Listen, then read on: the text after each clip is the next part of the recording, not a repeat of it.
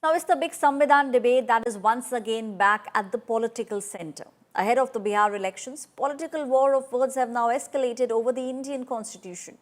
This comes after the RSS General Secretary Dattatreya Hospule sought the removal of terms socialism and secularism from the constitution as they were embedded into the preamble during the emergency. Leader of the opposition in Lok Sabha now, Rahul Gandhi, has gone all guns blazing against the RSS and the BJP and claimed that their mask has come off. He even claimed that they want Manusmriti and not the Indian constitution. Rahul Gandhi added that the BJP and the RSS duo aim to strip the masses and the poor of their rights, seeking to enslave them once again. Even the leader of the opposition in Bihar slammed the RSS over what Dattatreya Hospule said and asked them what was their contribution towards independence.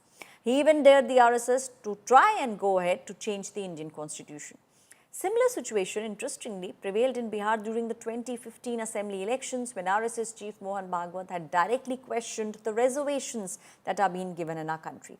Back then, the Mahagathbandhan swept Bihar elections and won a whopping 178 out of the 243 seats in the state of Bihar. आरक्षण के खत्म करने के लिए आरक्षण के खिलाफ नहीं बोल सकते हैं, तब वो सोशलिस्टों की बात कहते हैं कि सोशलिज्म शब्द हटना चाहिए। और जिन लोगों का दिल और दिमाग नफरत से भरा हुआ है, नकारात्मक राजनीति से भरा हुआ है, वो जो बांट करके समाज में दीवार खड़ी कर करके जो राजनीति करना चाहते हैं, जातियों में धर्म में भेदभाव पैदा कर करके वोट लेना चाहते हैं, वो लोग सेकुलरिज्म और सोशलिज्म के खिलाफ हैं। This is the clear-cut agenda behind BJP for so many years. That is why they narrated the story just before the parliament election. 400 par. The entire BJP leadership, most of the MPs, before the election, said, we want 400 MPs for changing the constitution.